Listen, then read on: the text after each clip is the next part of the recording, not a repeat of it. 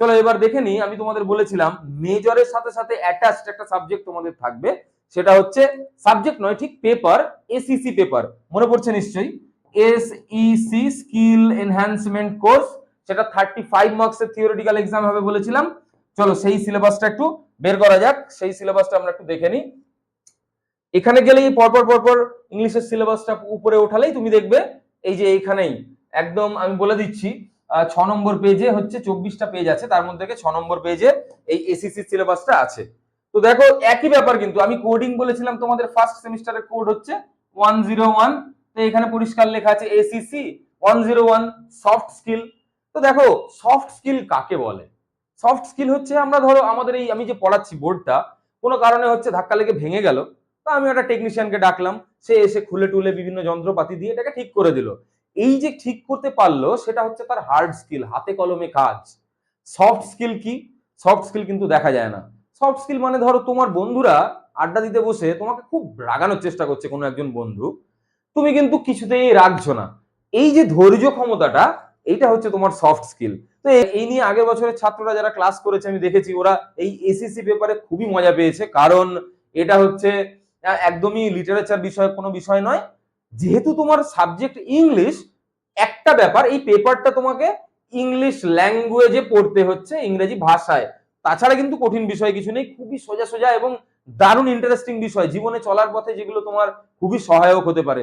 এই যে এমইপি তোমাদেরকে কিন্তু লিটারেচার সাবজেক্ট পড়ার সাথে সাথে কিছু এক্সট্রা এমন কিছু দিচ্ছে যে directly connected to our life এই বিষয়টা। যেমন দেখো আমি একটু ডিটেলে বলি তাহলে আরো বুঝতে সুবিধা হবে। দেখো এখানে আছে কি, কেউ হচ্ছে তার অসাধারণ মনের জোর, খুব খারাপ ঘটনা ঘটছে তার সাথে কিন্তু সে ভেঙে পড়ছে না, এটা তার একটা সফট স্কিল।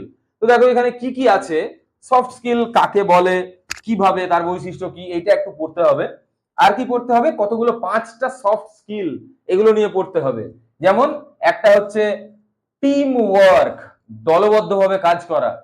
ইমোশনাল ইন্টেলিজেন্স, এটা পার্সোনালি আমার খুব ফেভারিট সাবজেক্ট, কারণ ইমোশনাল ইন্টেলিজেন্স সাবজেক্টটা আমরা যেহেতু প্রত্যেকেই মানুষ, আমাদের মধ্যে ইমোশন আছে, এক্সপ্রেশন আছে, আমাদের তার প্রকাশও আছে। ইমোশন ছাড়া কিন্তু কেউই মানুষ নই আমরা। তো এই ধরো আমার খুব ইমোশনাল হয়ে গিয়ে কাঁদতে, খুব কেঁদে ফেলতে ইচ্ছে করছে, কিন্তু আমি এমন একটা জায়গায় আছি যে যেখানে কান্না করা যাচ্ছে না। তো আমি আমার ইন্টেলিজেন্স বা আমার বুদ্ধিমত্তা দিয়ে, আমার সেই সফট স্কিলটা দিয়ে নিজেকে মানিয়ে আমার কান্নাটা সেই মুহূর্তে চেপে যদি রাখতে পারি, সেই জিনিসটাই কিন্তু ইমোশনাল ইন্টেলিজেন্স। এই নিয়ে আরো ডিটেলে ক্লাস হবে অফলাইন ক্লাসে। এছাড়া আছে অ্যাডাপ্টাবিলিটি, মেনে নেওয়া এবং মানিয়ে নেওয়ার ক্ষমতা কি এবং কেন। এছাড়াও আছে লিডারশিপ।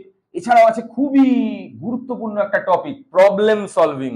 যে কোনো প্রবলেম, সব সময় আমাদের জীবনে তো প্রবলেম আসতেই আছে, এটা সবাই এগ্রি করবে নিশ্চয়ই। কার কার জীবনে কি কি প্রবলেম আছে কমেন্ট করে জানাতে পারো।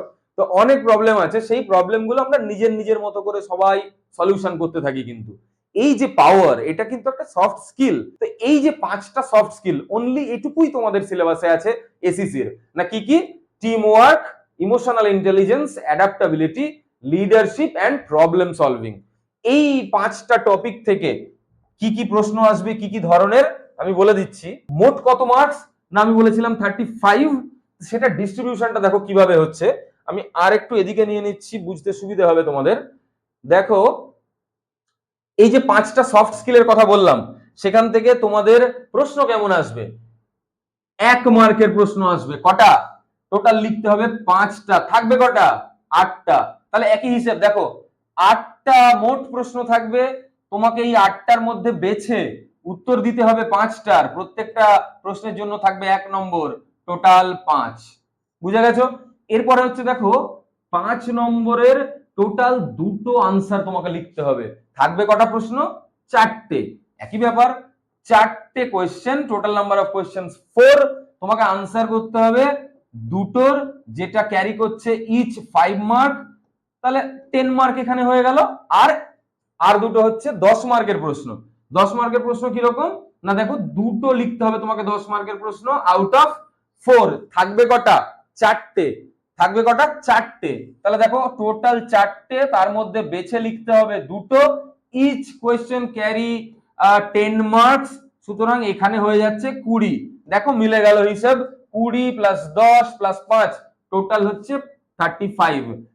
আচ্ছা, তাহলে টোটাল কি দাঁড়ালো দেখো, তোমাদের থিওরি পেপার 60, তার সঙ্গে ইন্টারনাল 15 নম্বরের, এসিসি পেপারের রিটেন হচ্ছে 35, এর সঙ্গে 10 নম্বর আরো যোগ হবে হচ্ছে ইন্টারনাল অ্যাসেসমেন্ট। তো এই হচ্ছে টোটাল নাম্বার ডিস্ট্রিবিউশন। এবং আমি তোমাদের এই ভিডিওটাতে পুরোটাই বলে দেওয়ার চেষ্টা করলাম প্রায়, বা দেখিয়েও দিলাম। তোমরা যদি সিলেবাসটা পিডিএফ চাও, আমাদের স্ক্রিনে দেওয়া নাম্বারে তোমরা হোয়াটসঅ্যাপ করবে, অনলি হোয়াটসঅ্যাপ করতে পারো লিখে, তাহলে আমি তোমাদের পিডিএফ সিলেবাসটা পাঠিয়ে দেবো। এবং এরপরে আমি কিছু বিষয় নিয়ে তোমাদের কিছু টপিক অনলাইনেও ক্লাস দেব।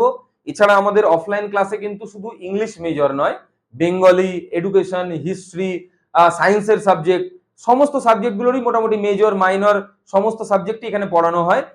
আজকের ভিডিওটা এখানেই শেষ করছি, দেখা হচ্ছে পরের কোনো ভিডিওতে নতুন একটা টপিক নিয়ে।